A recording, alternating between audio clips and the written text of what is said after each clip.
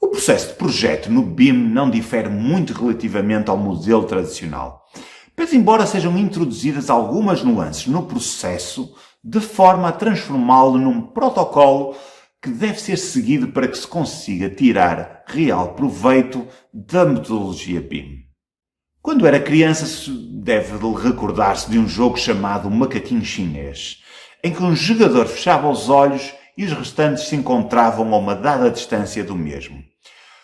Logo que o jogador que tivesse os olhos tapados dissesse 1, 2, 3, macaquinho chinês, os restantes jogadores corriam na sua direção. Mas atenção, assim que ele completasse a frase, abria os olhos e os jogadores teriam de permanecer imóveis até ele voltar a repetir a mesma lenga-lenga. Se ele detectasse algum jogador em movimento, este tinha que regressar ao ponto de partida. O jogo terminava quando um dos jogadores tocava no jogador principal e trocavam os dois de lugar, reiniciando o jogo novamente. Pergunta a você, mas o que é que tem isto a ver com a metodologia BIM? A grande novidade neste processo tem a ver com a introdução de todas as disciplinas e especialidades ainda na fase do anteprojeto, pelo que estes vão caminhar sempre lado a lado, preferencialmente até à conclusão de obra. Importa desde já identificar 3 momentos antes do licenciamento da obra. O primeiro é a aprovação por parte de toda a equipa projetista, sem a qual o projeto não vai ser apresentado ao dono da obra e que o vai aprovar ou não, e finalmente vamos ter a aprovação por parte das entidades licenciadoras. É aqui que entra a história do macaquinho chinês, uma vez que caso haja qualquer momento em que o projeto não seja aprovado, quer seja pela equipa projetista, quer seja pelo dono da obra, quer seja pelas entidades licenciadoras, o projeto deverá voltar ao ponto de partida, tal e qual como acontece no jogo. É evidente que é perfeitamente normal que o ponto de partida consista, na realidade, por apenas pequenas correções e adaptações ao projeto. Mas pode até acontecer o arquiteto ter de adotar pela reconstrução integral do projeto de raiz. É muitíssimo importante que, previamente à iniciação do projeto, o coordenador de projeto, que não tem de ser obrigatoriamente o coordenador BIM, mas pode eventualmente desempenhar as duas funções, deve precaver as regras do processo, percorrendo-as do fim para o início, quando as estamos a idealizar.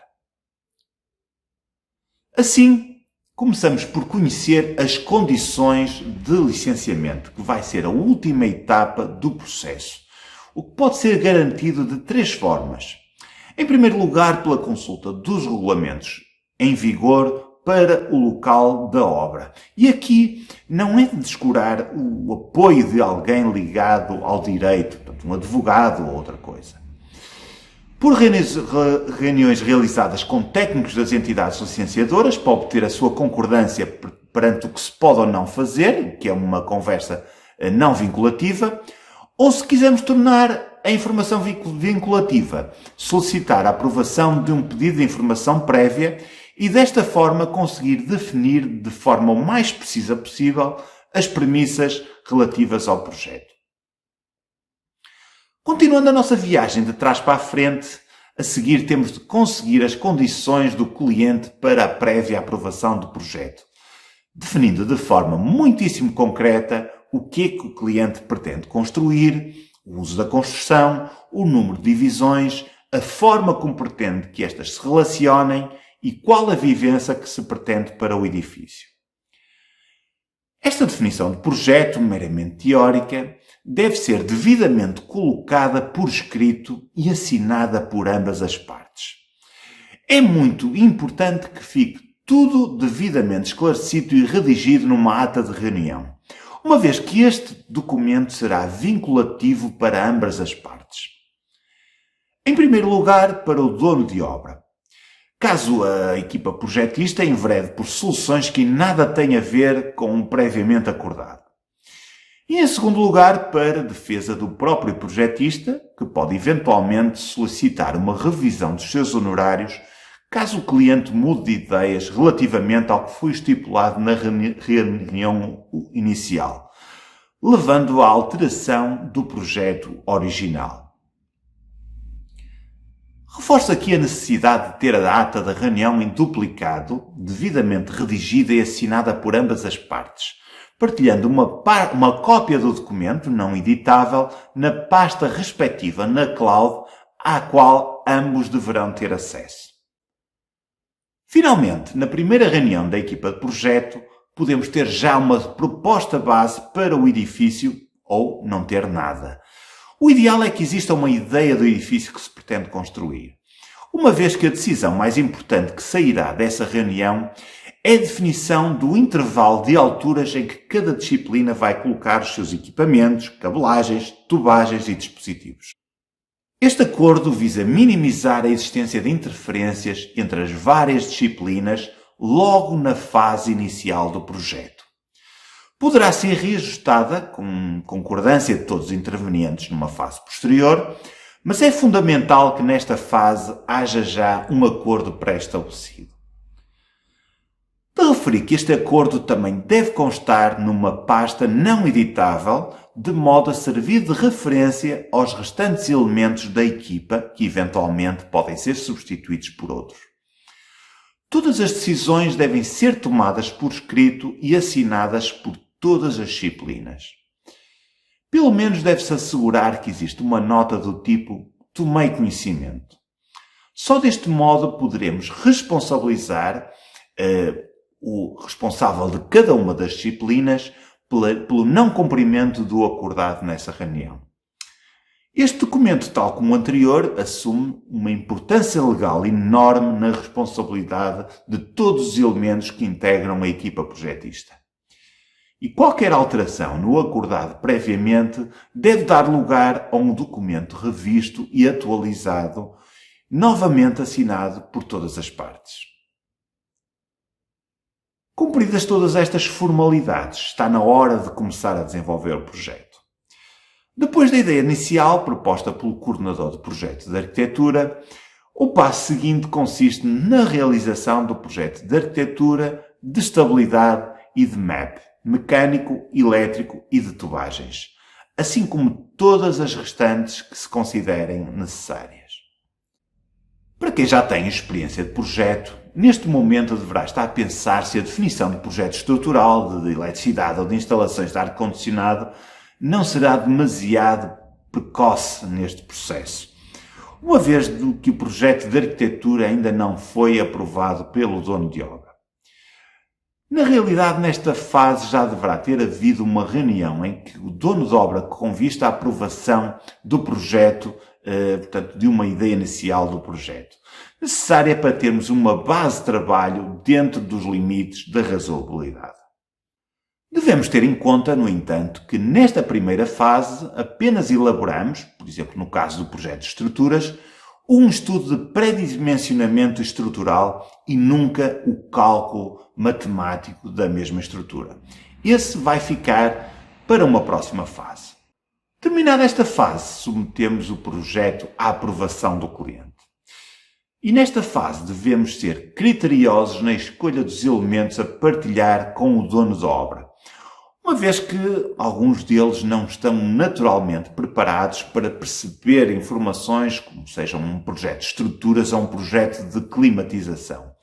Estes devem fazer parte do projeto de arquitetura, mas devem ser apresentados de uma forma muito genérica. Se o dono de obra desaprovar a solução, por não cumprir com as suas expectativas, esta será remetida para a fase inicial e ser reformulada de acordo com as indicações resultantes da reunião, mais uma vez com ata escrita e assinada. No caso de o dono de obra requerer alterações que não estavam inicialmente previstas na reunião realizada anteriormente e que lhe vão ser imputados custos que são acrescidos aos custos do projeto. Daí a importância de mantermos os registros partilhados e assinados de todas as reuniões para que eles funcionem como documentos legais ao dispor de ambas as partes. Em caso de aprovação por parte do cliente, é a partir desta altura que se desenvolve o projeto de licenciamento, sendo que as especialidades vão assumir um papel mais sério na definição de todos os elementos construtivos. Será o papel do coordenador BIM certificar-se que durante todo o processo toda a gente tem acesso à informação mais atualizada possível, eliminando ou tornando não partilhável toda a informação que considere redundante, desatualizada ou não pertinente para o processo, como por exemplo testes feitos a novas soluções arquitetónicas. O sucesso do processo resultará em grande medida da capacidade de manter o processo o mais simples e limpo possível. Submetido o processo às entidades licenciadoras, evidentemente que apenas avançará em caso de aprovação, porque a sua não aprovação fará com que voltemos ao ponto de partida, tal como acontecia com o jogo do macaquinho chinês. Sendo necessário de seguida que o projeto seja novamente submetido a todas as fases anteriores, pela mesma ordem, ou seja, a aprovação por parte da equipa projetista, aprovação pelo dono de obra e, finalmente, pela submissão para aprovação das autoridades competentes. Só deste modo garantimos que o projeto se mantém dentro dos parâmetros de qualidade. A esta hora devem estar a pensar como é que podemos garantir prazos se o projeto seguir constantemente o caminho inverso ao desejado, ou seja, se tivermos de efetuar consequentes ajustes ao mesmo.